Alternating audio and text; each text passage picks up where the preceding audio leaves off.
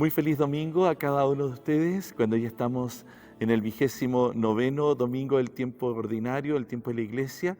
Queremos también escuchar la palabra, sobre todo en los tiempos que vivimos, acercándonos a un próximo plebiscito, en un contexto social también, donde el Señor también queremos que nos ilumine y que nos dé su gracia.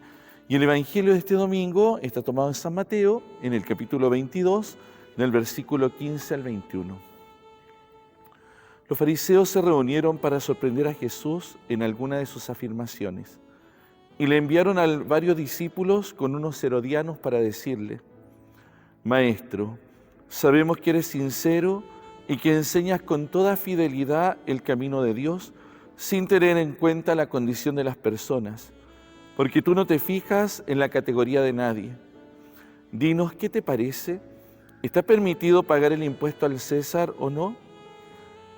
Pero Jesús, conociendo su malicia, les dijo: Hipócritas, ¿por qué me tienden una trampa?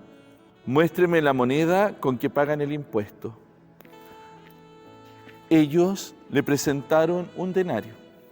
Él les preguntó: ¿de quién es esta figura y esta inscripción? Le respondieron: del César. Jesús les dijo: den al César lo que es del César y a Dios lo que es de Dios. Palabra del Señor. Este Evangelio es tan providencial por los tiempos que vivimos hoy día como país, como sociedad, y donde aparece primero en este contexto de esta discusión de Jesús con los fariseos. Aquí hay que distinguir a la luz del Evangelio algunas cosas que me parece importantes para poder comprenderlo. Lo primero es que la pregunta a Jesús es una pregunta tramposa. ¿Es lícito pagar el impuesto o no? Y aquí los que preguntan son primero los fariseos. Los fariseos eran un grupo religioso de la época que defendían por sobre todo la ley de Moisés, junto a todos los preceptos, y que eran muy estrictos en el rigor de la ley. Por otro lado, iban junto a los herodianos, que eran los partidarios del Imperio Romano, eran discípulos de Herodes en el fondo, que pertenecían a la corte real, y que también tienen intereses creados sobre el pueblo. Entonces, ante la pregunta de Jesús si es lícito pagar el impuesto, si Jesús dice que no, se echaba encima los herodianos, que eran los partidarios del impuesto y del César, y por lo tanto podía ser acusado de sedición. Si Jesús decía que sí hay que pagar el impuesto, entonces los fariseos, por otro lado, lo iban a acusar de que no era un verdadero profeta y que no estaba de parte del pueblo de Israel. Entonces la pregunta encierra esta trampa de parte de aquellos que se acercan, de preguntarle a Jesús si es lícito o no el impuesto, y Jesús sale con algo totalmente distinto. Pide una moneda donde está la inscripción y dictamina: lo que es de Dios es de Dios y lo que es del César es del César. ¿Y eso a qué se refiere?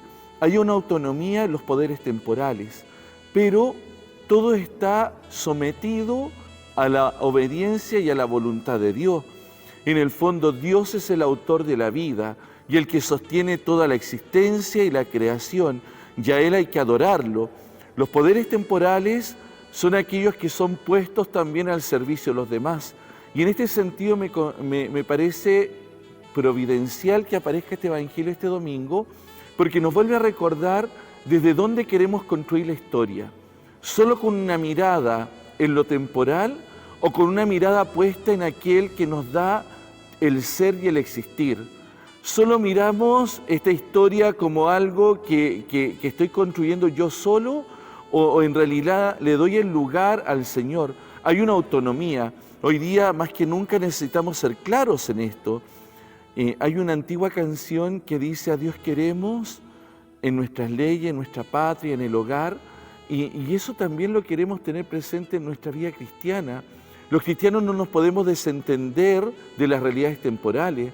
Tenemos que llevar a este Señor, si bien es autónomo la potestad temporal, el gobierno temporal, pero también está bajo la mirada del Señor. Y en ese sentido somos responsables también frente a Dios en torno a los destinos de un país, en torno a los destinos de una sociedad, en torno a lo que queremos construir.